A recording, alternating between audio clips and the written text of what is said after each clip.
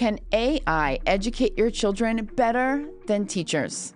I am Kelly Newcomb with Brave Parenting, and this is the Brave Briefing, a technology and cultural update for Christian parents.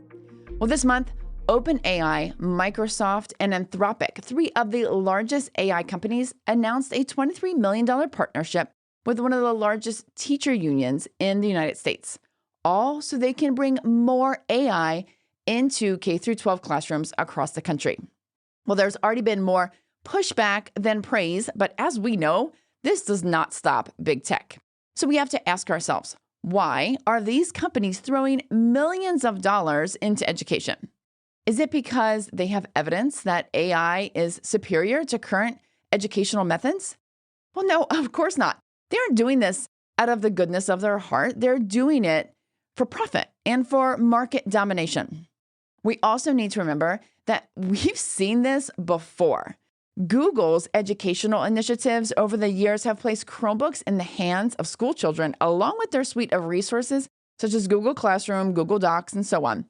Apple has pledged $100 million in products and services to underserved schools. In fact, they boast that they have donated an iPad to every student, a Mac to every teacher, and an Apple TV to every classroom on their Connect Ed website. Well, this sounds altruistic and even philanthropic, but feet on the ground in the classroom and at home with families, these devices have not advanced learning. They certainly have changed how children learn, but the national academic achievement scores continue to show a decline in learning. If anything, these devices and the online learning have distracted children from the learning process. I mean, to a child, the screen is a source of entertainment, not education. Apple's Connect Ed website literally says, when something's on an iPad, it's automatically fun. But what if learning isn't supposed to be all fun and games? But modern technology and parenting has trained children now to be passively entertained, not actively engaged in learning when they're on a screen. So what if learning is meant to feel a little more like labor than rest? And if expanding one's knowledge and mental abilities should actually give a sense of discomfort rather than fun? What can be ostensibly seen in many children today is that they have little desire to learn. The availability of Google, YouTube, Alexa, and now these generative AI chatbots like ChatGPT have taught kids that information is all they need in life. And since they know where to get the information when they need it, why bother with the arduous mental work of learning how to learn? Well, contributing to all of this is this lie that is fed to schools and teachers and parents and students. And that's the lie that kids have to learn this technology now so that they have the skills needed when these jobs somehow manifest. This is perhaps the greatest lie of all. Think about it this way.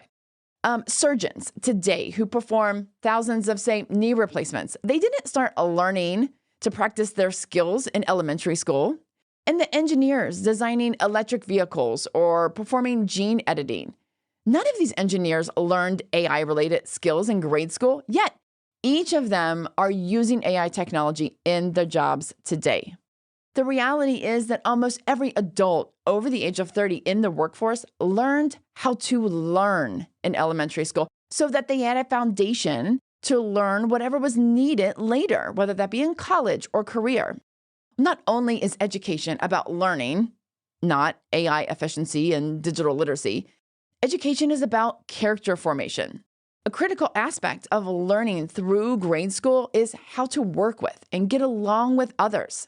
It's about learning perseverance and communication skills and integrity in their work and authority, respecting authority. There is zero evidence that AI can accomplish any of this.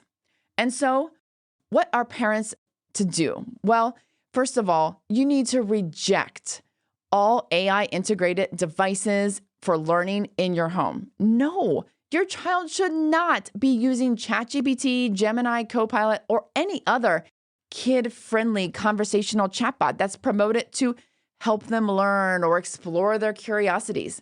This is a technology that needs to be delayed.